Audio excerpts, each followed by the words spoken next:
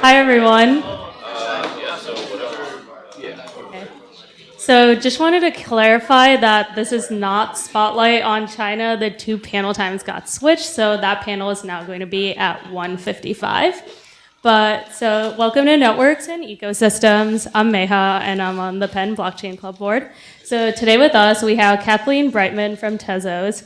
Then we have Karen Ottoni from Hyperledger. We have Kishore Bhatia from BCG Digital Ventures, and then we have Professor Chaudhuri from the Wharton School. So with that, I'll let them take it away.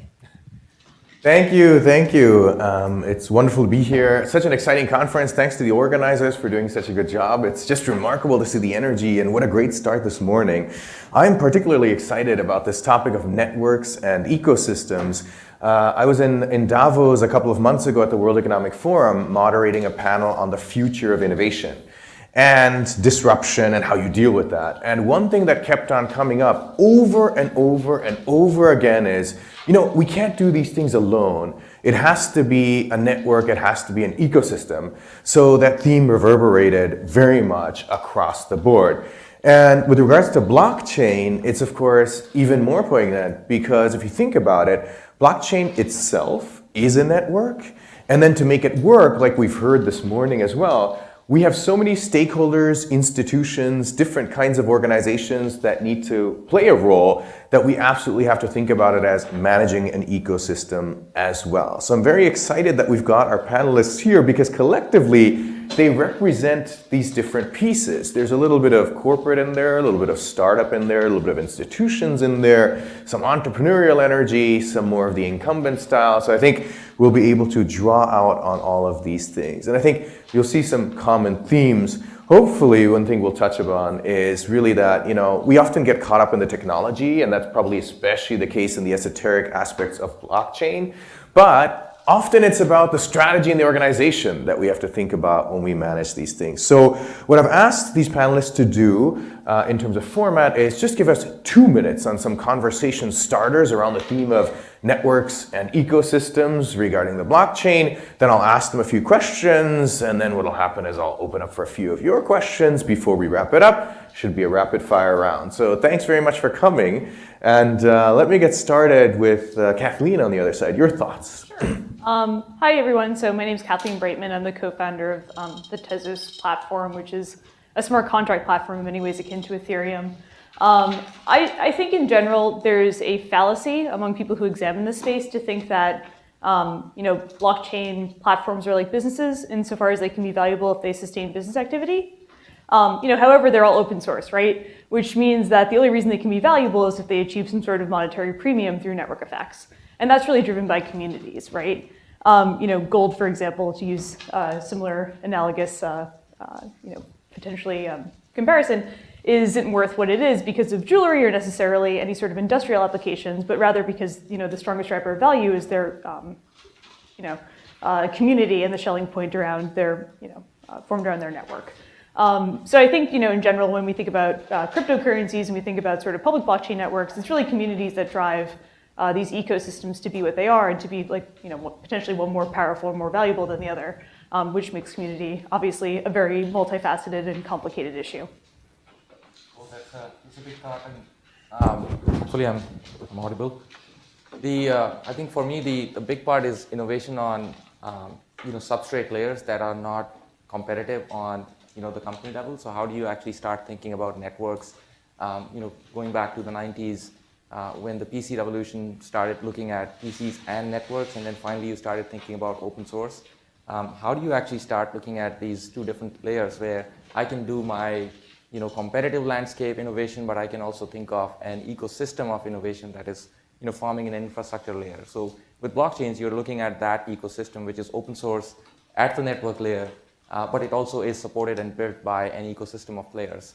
And once you start looking at that level of innovation, I think you can now look at an abstract of saying that, hey, there's this substrate that is available, and on top of that, I can do my competitive innovation. So that's where network and ecosystem for me actually comes together. Thanks. Hi, I'm Karen Ottoni. with Hyperledger, which is part of the Linux Foundation. I'm based in New York City, and I wanted to introduce a little bit about the various ecosystems within our community. So we've got 6 different blockchain frameworks and 6 different tools within our greenhouse, as we call it. And each of these have a developer community around it that's working to build those technologies up. And that community comes from individuals who are passionate about that framework or that tool, or it comes from companies who are using that blockchain framework or tool and dedicate resources to continue building that technology up. And so these different actors have to come together, work together to establish a roadmap, prioritize what the updates are going to be, what the next steps are. And that inherently is a challenge, because you've got people who have come from different backgrounds, who come from different companies, who may be wanting to prioritize one update versus another because they need it, right? Because they're using this open source technology for their product or service. And so there's a lot of interesting debate and discussion, which of course all happens in public as part of this open source community, that I think is a key aspect of building strong code, but is what really makes open source very unique from developing something in-house with a team that's working under one boss. And so that's really unique about this entire system, because most of the technologies are open source, and you've got a real diversity of actors involved, and there's pluses to that, and there's also minuses to that as well. Lots of intriguing themes there. I want to probe into a couple of them. Kathleen, I want to stick with you. So you said something which I thought was quite interesting, but also provocative, around this idea of business model and how we think about that, right? And saying essentially that, look, we've got to rethink that. That's how I interpreted that. How do we think about a business model in the context of blockchain? Oh, well, geez, I think there's been a lot of different models that have been explored and a lot of different memes in the space. Personally, I think sort of the base layer things that are trying to be money, right? Like the Ethereum's, Bitcoin, Tezos even. They have a much different mandate than things that are supposed to be like sort of applications where you use the token as like basically a turnstile into a business service. Yeah. So pretty strictly, like Tezos and most other analogous platforms are really trying to be money, which obviously has much different calculations and much different value towards like having strong network effects. Whereas if you're kind of a business that shunts a token into your model, clearly you want to capture it through a different moat, right? Yeah. So it's really apples and oranges on some level. Yeah. And a lot of the conversation that happened in like 2017, for example, was mixing these models, right? Yeah. So it got very difficult to suss out. But like pretty strictly, the Tezos position paper says currency, I think like 50 something times. So that's clearly what we're aiming for. But it, which obviously has a much more like insane and poorly understood scope. I think like money is one of these social phenomena that comes through the centuries, and we don't exactly know where it comes from necessarily, but we know that it's valuable and that it's a good proxy for transmitting goods, right? Yeah. It makes life convenient. And so kind of parsing out what that means in a digital sense is really difficult. Yeah. No, and I agree with that. And I wanted to tease this apart, right? Because a lot of people are, when they think about the blockchain, indeed talking about the applications when it comes to moving money around. And that's one piece of it, right? And it's a very open piece. Then, of course, we've got this idea of, I've got private networks and ecosystems. Let's say the supply chain of different companies. Kleckner, for example, a metals trading company, they have the blockchain set up in order to do easier transactions with smart contracts with their different players, which is a very different application of it, right? And that's really, go ahead. Sure, and I'm sure Karen would be better able to speak to this because Hyperledger seems to incorporate a lot of private enterprises that want to use a blockchain for their strict commercial purpose, or maybe they want to use it amongst different competitors to be sort of a layer of trust between them, but maybe they don't want to replicate the same use of money, right? So I'm sure there's a lot of complexity once that gets involved. Perfect transition, actually, to Karen, to get you to talk about that. And of course, after this, Kishore, too, in terms of what business models you guys see in these networks and alternative applications there. Yeah, Yeah, I mean, there's different kinds of business models happening in this space because in some of these cases, right, you're having to set up a business model from the launch of the code, right, Yeah. and establishing what the consensus mechanism and the incentivization for participants in that network will be. But in other networks, like for example, a consortium, there's one called we.trade, started by a group of about 12 or 13 European banks in order to help small and medium enterprises in Europe gain better access to finance. They developed a blockchain network using a Hyperledger technology. But it was really difficult because you're basically bringing totally different entities together that have to agree on how is this network going to work, what are the rules of engagement, what's the governance, and you can imagine, no one wants another to lead, right, or have any advantage over another. And they also are very concerned about privacy as well, making sure that prices that they're giving out in loans aren't revealed. And so there's a lot of rules of play that you have to establish in order to bring this network together. But that's the advantage of using this technology, because a blockchain of one is no fun, right? That's right. So you have to bring a bunch of actors together to realize the advantages of this technology. And so it's very fascinating to see how competitors see how large organizations that may not normally work together, but are working together to develop a business model that they can all buy into to realize the advantages of. Give us an example of that. Well, for example, the we.trade. So this is a consortium that started, at first it was called Digital Trade Chain, with the initial banks that started it, and then they eventually incorporated into a separate organization called we.trade, and they're conducting live transactions. It's a production system where these banks are putting out loans and sharing that information, allowing the different small and medium enterprises leverage what they've done with another company and have visibility into allowing them to do something with another company in that network. One challenge I think that may come about in that network is how do you onboard new banks? What participation do they have? Because now they've created a separate entity, right? Yeah. That has some value coming out of it. So how does a new participant in that consortium access that value in a way? Do the initial starters have some advantage to new entrants coming in? And so that's again like the governance challenge that you see. Yeah, and at the heart of what you're talking about is really aligning incentives, and that's very much, from all that we know about managing ecosystems, whether it's airline alliances or something like this, it's at the heart. Kishore, your thoughts on these topics? There's really two strands here. One's the business model, how I make money. The other is how I make it work, so yeah. I think from the innovation aspect of it is that, like, if you look at what's already happening in banking and supply chain, I think Karen mentioned that too, is there's a lot of companies that are already interdependent on each other. Yeah. Right? They are, from the internet age itself, there's a lot of companies that are doing a lot of the portions of the workflow being dependent on saying, hey, you move my parts for assemblies, I'll basically do some stuff here, and then you look for delivery, some other look for trade finance. So that dependency is already there across the ecosystem today. So in some sense, if you look at the network, it has already been working for a while.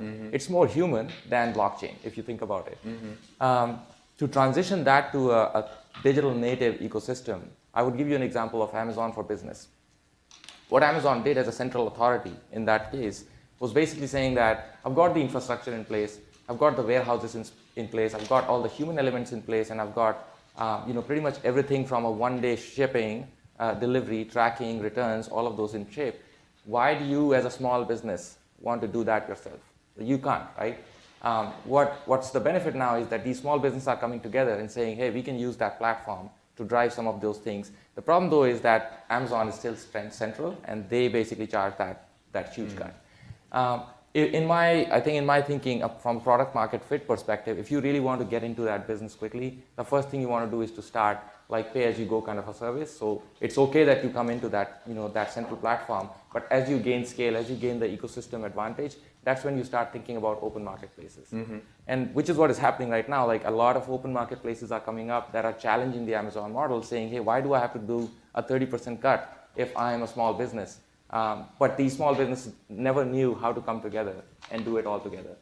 Open marketplaces are establishing that ecosystem of saying we can govern the conflicts, while you guys can all align and start looking at how do you trade economically on this particular platform. So we're seeing some of that already happening definitely with a lot of logistics companies, a lot of companies that move things for each other. And even if there are small competitors in the ecosystem, they are actually coming together and saying, hey, we can actually establish a common federated, as I said, substrate chain, on top of which we will start differentiating ourselves. Another big example is social. You look at Diamond Trading Corporation, we have seen the Deer's example for almost 2 years now. They've started seeing a huge traction on two aspects of it. One is the sustainability of these natural diamonds, the sources that are ethically producing these diamonds. The second one is bringing the industry together. So starting from a point of view that, hey, we are going to start a chain that would be for the industry rather than a chain that would be mandated by us was a big difference on how they started with it. Really, really interesting examples, especially as we branch out from the ICO type of the world to the tracking type of the world to reducing transaction costs within and the challenges of aligning incentives. Kathleen, you make things sound so easy. It's a gift that you have. What's the biggest challenge that you've been facing? I sure am happy that I make things sound easy. I deserve an Academy Award. So I mean, with Tezos, so Tezos is a bit unique from other cryptocurrencies because we actually have a formal governance process in the network. And that's kind of a wonky way to turn a lot of the open source model on its head. For example, upgrades are ratified by the community through a governance process, which itself can iterate, which gets very meta very quickly. And we're a little far from the philosophy department, but I won't get into that. So, Tezos is going through its first real governance, I guess, action at the moment, and the quorum for participation is set very high in order for this to go through. And a kind of a crazy thing with setting up just sort of the bare bones of a network that's meant to grow and scale is where do you set the bar for this? And so the quorum was set initially at 80% of participation in order to kind of move forward with this. And I was pleasantly surprised that we saw enough participation that this passed with finesse. And so I think like the Tezos community in particular is like super duper active, which when you're thinking about how to incentivize these types of models is really hard to figure out how to do. But overwhelmingly, like the Tezos community is insanely active. And I think that's mostly because of the incentive alignment that we kind of had at the forefront. And it's something that I hope is preserved over time just through the good outcomes that arise from the governance model that we have. So I mean, honestly, that's what I kind of keep track of right now, just because it's a really exciting first endeavor into formalized governance. The actual proposals that have been made to amend the network are not terribly radical in any sense. So I'm even more charmed that people are participating, right? It's kind of like coming out to vote for chocolate or vanilla, like not a very controversial topic. They're both delicious, right? I'm just super happy with how the Tezos community in particular, by sort of ceding a lot of this activity to the actual stakeholders and token holders in the network, we kind of were able to not circumvent certainly, but like address a lot of issues around apathy that have historically been with other cryptocurrencies. Makes a lot of sense. It's good to hear your views on it. Kishore and Karen, one thing I'm interested in is you see a lot of these networks and ecosystems being built here, but also in different parts of the world, perhaps under different regimes, whether it's regulatory or business environments. What are the key differences that you see, if any, or is this really a universal, common way of handling it? What are the key things there? Maybe Karen, start with you. I think there are definitely a lot of common challenges. Regulations are definitely going to be, it's going to depend where that network is being established. Right? And so it's going to change based on the jurisdiction. some are more friendly and some are less friendly. Yeah. I definitely feel like you do see, you know, a lot of things coming out of Europe because I think there's a little bit more ease there. But at the same time, you know, there's been a lot of discussion in this space about the GDPR law that came out in Europe, which maybe threw a wrench into a lot of blockchain ecosystems, because trying to be compliant with that, I think, is going to be really challenging. Luckily, one of our blockchain frameworks and the communities there, Sovereign Foundation and Evernym, they developed Hyperledger Indy, which is a digital identity framework. And they were aware that GDPR was coming down the line while they were building the solution. And so they say it is mostly GDPR compliant, which is pretty unique. But in terms of the different challenges, I feel like, you know, it's the same challenges that you encounter throughout the space in terms of the technology, right? Performance, scalability, that type of thing. But I feel like I've seen our ecosystem overcome a lot of challenges recently, because we're seeing a lot more projects go into production. You know, I think that there's definitely been, you know, with the hype and then the come down from that hype,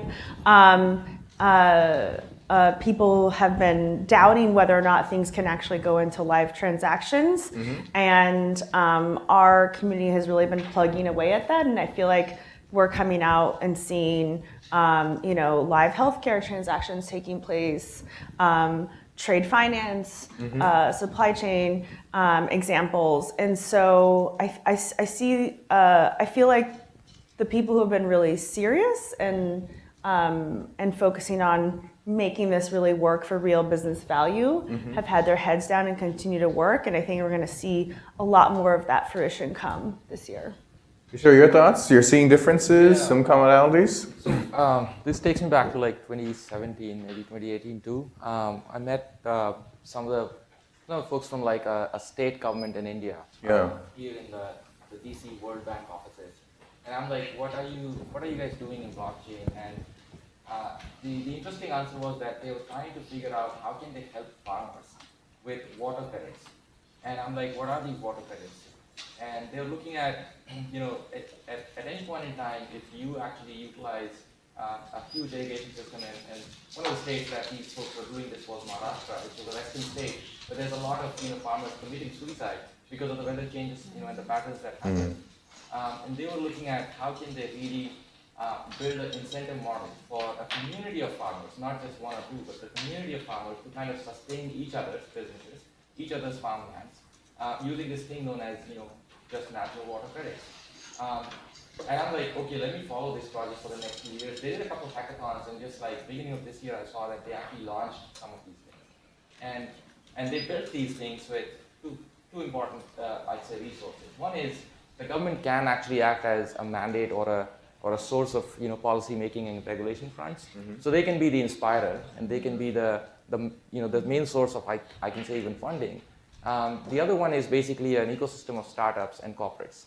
Without that, again, none of these would actually get implemented and executed. So what I saw was a mix of like three things. One was the mandate, or the fact that the government actually wanted to solve something. The second was basically the combination of small startups that are in the business of IoT, you know, irrigation systems, technology, especially blockchain. And then the third one was basically the corporates that could support a production scale system, right? In some cases, it could have been an IBM supporting it with, say, a simple implementation of what a Hyperledger fabric could have done. Some other cases, it could have been a Microsoft that would say, hey, I'll come in and offer, you know, not just cloud, but also digital technologies to actually support that.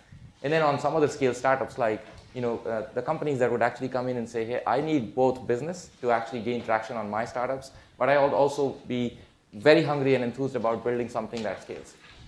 So that one was a good example for me that how this project actually came through.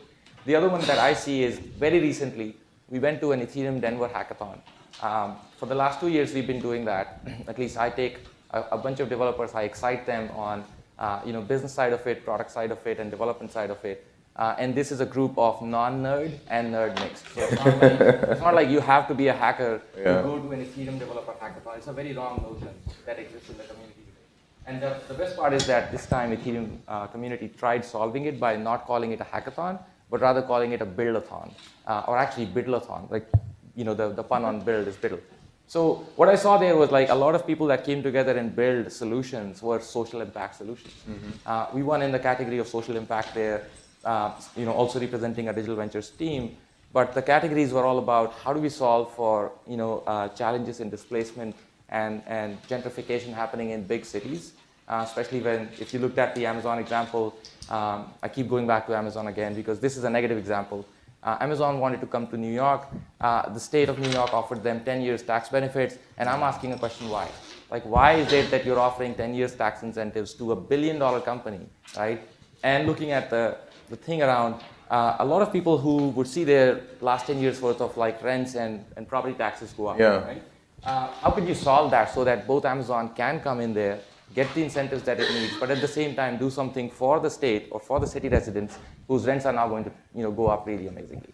So we kind of built some concepts around that. We also built concepts around welfare, where we were taking food programs that the city of Denver actually ran, almost like $221 million worth of those, and see that how do you actually not just help people with food coupons and still maintain them in that unemployed low-income circle, but actually bring them up with those food programs and say, hey, you can also get employed while you're getting these programs. So it was a small subset MVP of a UBI program, basically. We saw those tractions with the city government. We saw the community, the Ethereum Foundation, basically understanding that, and we saw UNICEF Ventures basically saying that, hey, you guys should actually go and build it.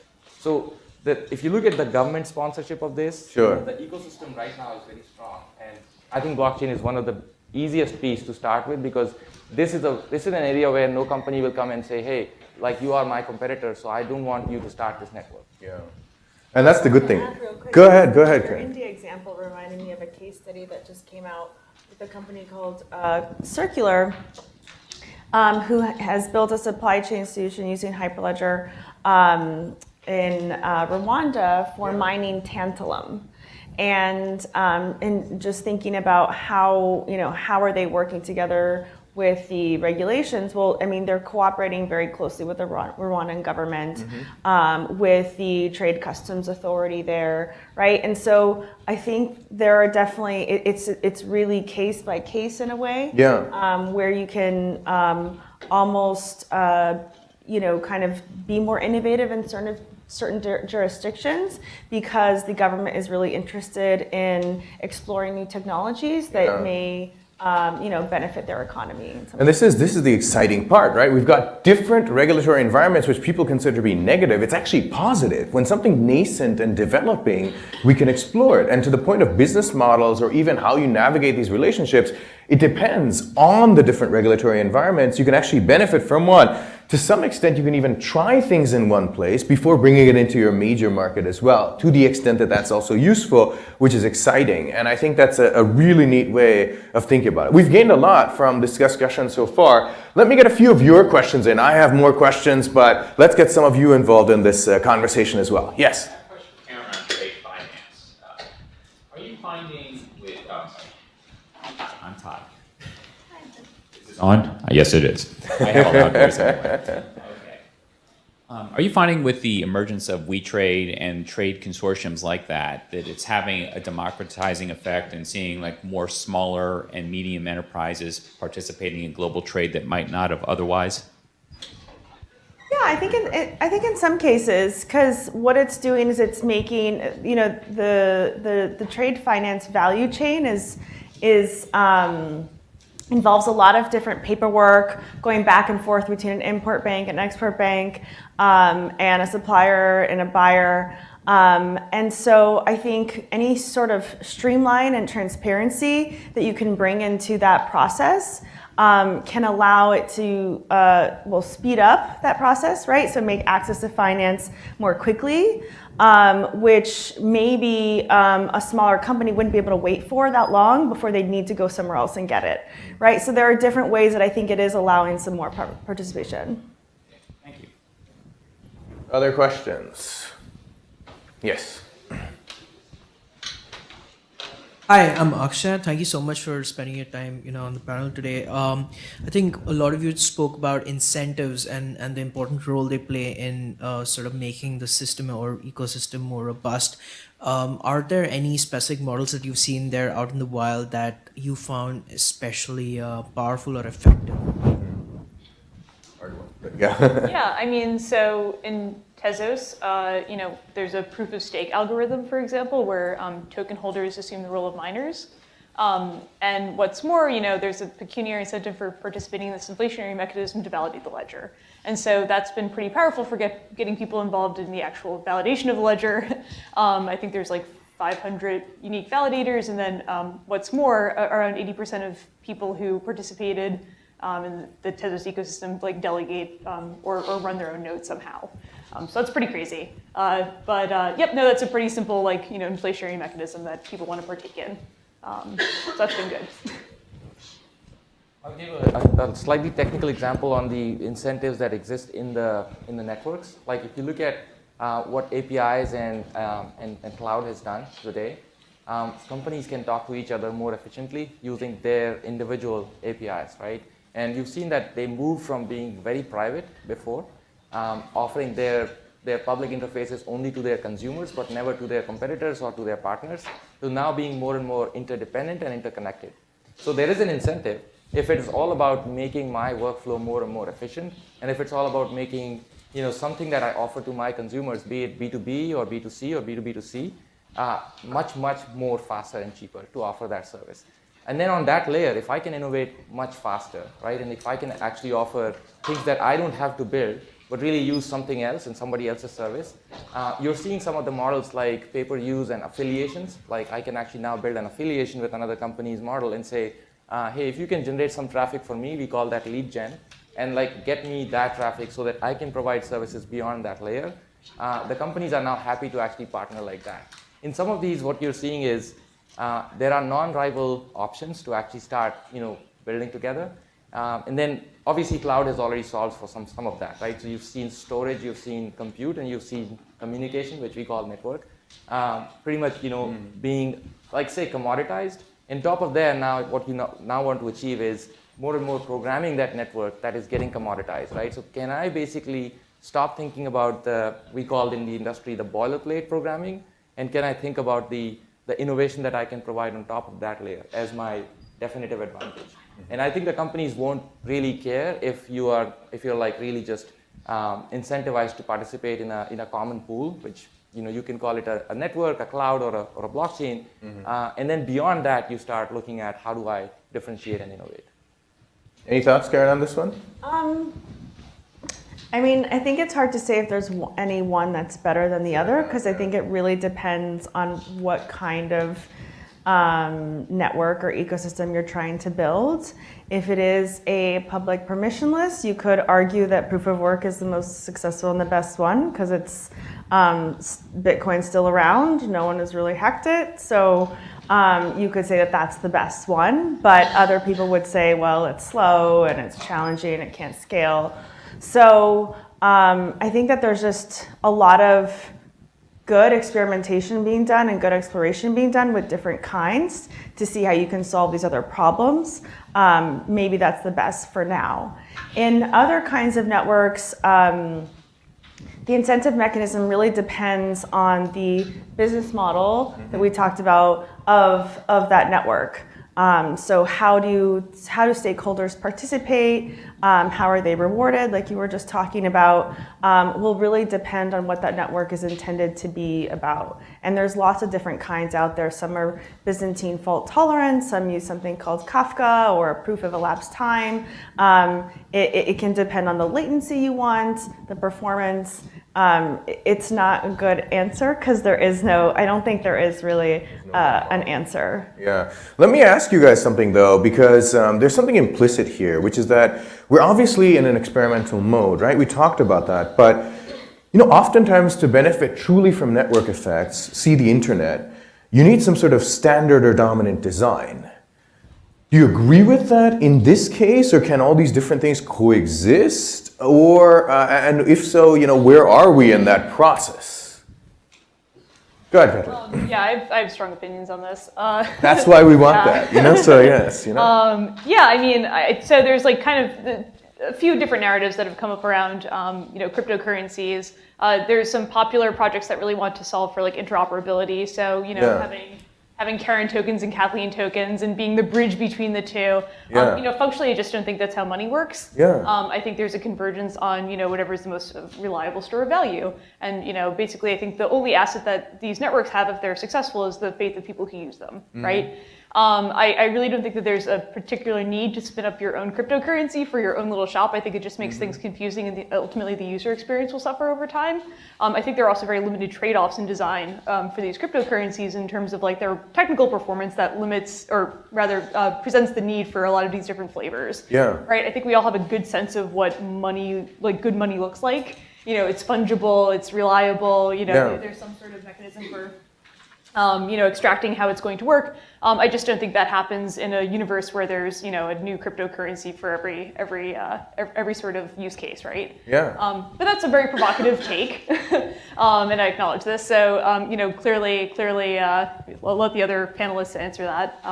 But that's my 2 cents. I think economics just converges towards like one or a small handful. We tend to see that, right? Yeah. I love that answer, Kathleen. I think there's definitely not too many cryptocurrencies coming in here. It's more important to think about how can we really get that common layer that is serving pretty much all needs. And just picking up on the example Lane gave about what a blockchain could be, and I think at this point in time we're at a point where we're just saying, hey, let's just make sure that we can socially scale, and not think about building my own opinionated currency here, right? It's not as much about building individual networks, but rather than thinking about how do we actually scale. The problem though is, I'll take you back to anthropology. Just like religion, if you have a single slight difference of opinion from a principle, a belief, a faith, a religion, you start thinking about deviating from that. One person starts, followers start, discipline of some followers will begin. And then you start seeing like that discipline scale. I think if you look at what we call the Bitcoin maximalist, right? It's basically that, which is like in at least in engineering, what I infuse in my team is strong opinions will be help. Right? Which is as long as you can debate it out, as long as you can reason it out, and update it, right? And update it. It matters that you will bring in that difference of opinion, but that doesn't have to become a dogma or a religion, right? And it's going to be hard because the same thing happened with TCP/IP. I was basically in school when internet was happening. Exactly, yes. And for me, all the protocols that happen 11 to 7 to 4, the layers basically that we call as the protocol layers. When the internet actually happened for common people, for masses, it was nothing to do with TCP/IP. It was all about, hey, can I email you? Can I text you? Can I chat with you? Can I just marry on the internet? Like things like that. And all of those things basically became that superlative, abstract layer. And that's pretty much where we are right now. We're just forming initial layers. And at that point in time, difference of opinions will happen on scalability, my thing or your thing. But at the same time, I think we also need a lot of test grounds. So it's actually good that we have multiple, such networks that come up. And then overall, I think as we start seeing traction, we'll start seeing like how do we scale around a common layer and then we build on top of that. Any thoughts? Just to steal something that Brian Bellendorf, our executive director, usually says, that this is a Cambrian explosion. Yes. And that's fine. That's good. That's how you get people excited. That's how you get people interested in exploring niches and solving little problems here and there. There definitely will need to then be some sort of a convergence. Whether that happens naturally through adoption and certain technology just becomes more widely used, or through some sort of standardization that's imposed, right? That's definitely going to be necessary. We don't need as much differentiation as there exists now. I think it's good, like people are exploring their ideas, and that that trial and error building process makes them stronger to then contribute to some other project, even if that project ends up failing. And so it's really almost like a skill developing that's happening within the ecosystem. But yeah, eventually those projects will fail. Like there's just no way. Yeah, and in that sense, it's much more like the internet, rather than, for example, telecom. We are with different standards coexisting, even though there we're going towards 5G and so forth as well. It makes a lot of sense. And there's a human political process. Sometimes it's governments that impose this. Sometimes it's, and we could see different ones doing it. Or it could be different actors, or it could be that there's just one platform so powerful that it automatically is the one that dominates. Maybe one more question before we move towards slowly wrapping it up. Yes? Sure. So my question's to Kishore. Just talking about the India case study that you mentioned, what do you think the biggest drivers are of blockchain-based social enterprise/enterprise are in India outside government support, which is notoriously political and convoluted? Heck out. I think that's a good point. If you look at some examples that have already happened, I was recently looking back at how far the government of Estonia, for example, has come across.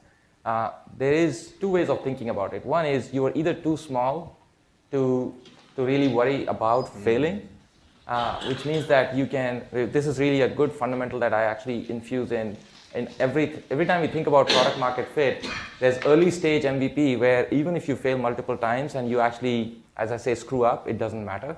You should actually go and do that because early stage protocols, early stage experiments might actually fail. And then you're too small to really, for the world to bother. The other thing is where you're too big to fail. And we are seeing that in US, for example. Like 3 years ago in an Ethereum summit, I met someone from IRS, and they're like, hey, we just can't take all of this without having a big opinion on this and doing multi-year research on this just because we are too big to fail. And I think that's the way governments are handling it. They are actually, thinking about it like from, as you said earlier, from a political standpoint. They're also thinking about it from, we're in a production system for the last 200 years, right? We can't fail. Because every time a government fails, it's actually more political failure than a production failure or a test failure. And as long as the government or we as people blame the government for those failures, we'll probably not see governments going the way the startups go, which is it's actually good to fail. So I think we have to start thinking about, like, are we really blaming our governments for failing versus are we actually enabling our governments with activism and maybe with other things like, contributing into like an open source government, which is something I think someone in Brazil tried, I guess, if I remember, they call it as Democracy OS or something. If we can start something like that, the governments would have a much faster way to innovate, and we call that as lean, with failures coming in, with new build-outs coming in. Well, and if they are experimenting, innovating, we don't know about it, right? They're That's not right. going to talk about it until it's all figured out. And governments need incentives too, by the way. Exactly. So that's the advice. Any final thought on this question, even though it was addressed to one particular person? No, I think that was fine. Good. All right.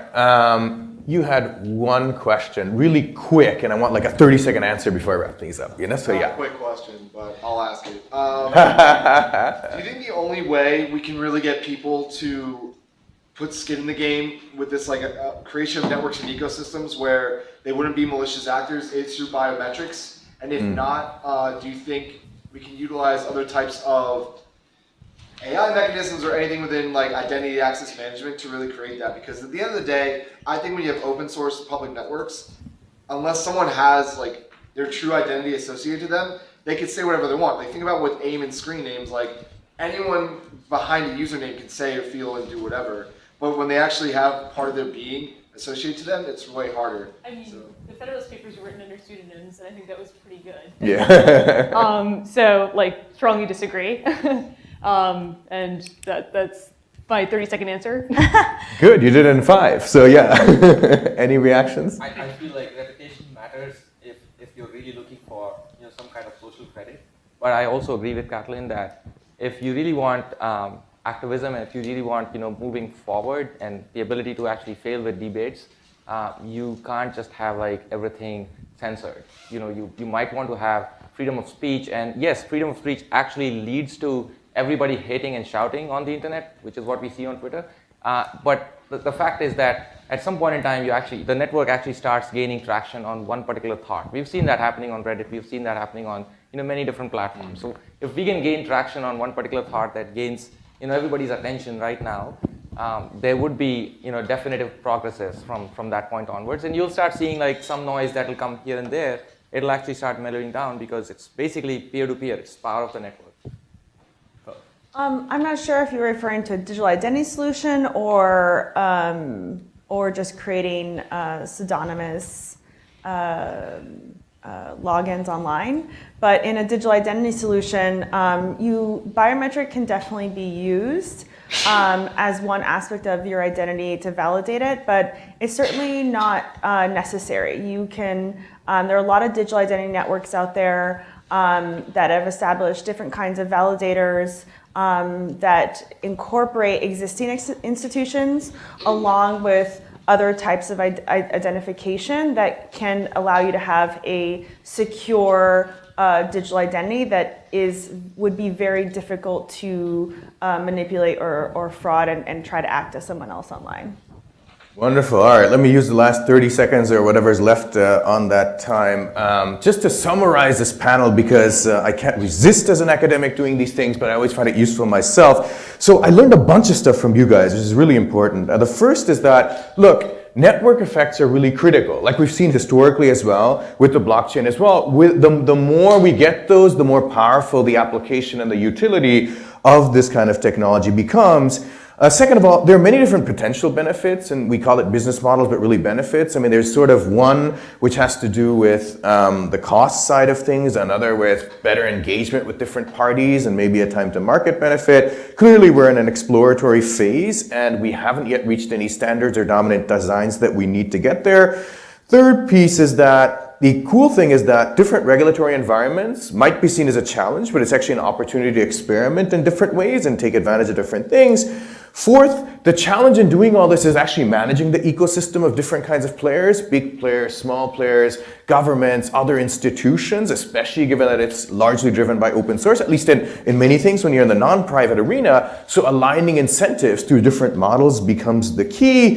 And then the final thing, actually there I want to offer some guidance. Take a look at some work by Marco Iansiti on managing ecosystems, which is really about this, how you can be a player influencing it without actually being this big, a huge gorilla that actually kills the whole thing, So that's actually a neat idea. A keystone player is one who gives benefits and services to the entire network that everybody uses to create value and actually appropriate the value so that everybody gains. Otherwise, the network and the ecosystem falls apart. And finally, what came out more subtly is it's about people, it's about organization, it's about strategy, and not so much about necessarily just the technology. So with that, thank you very, very much to our panelists. And to all of you for your attention. Thank you.